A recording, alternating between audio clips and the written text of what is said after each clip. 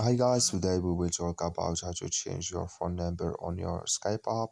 We will go to figure out the solution or know how you can do that on your Skype app. So all you have to do, just go up here, you click here on this picture here or app, then it's going to show for you window like this.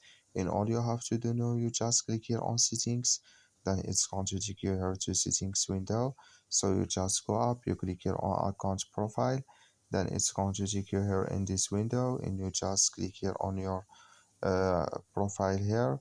So when you click here, so you just switch into open video.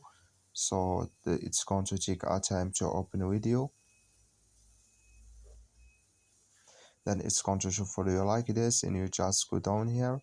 So then you come here to add phone number, you just click here and here can you add your phone number here and you click here on save changes and it's going to add video. So that's all you have to do. Thank you for watching. Don't forget to support us by liking, subscribe.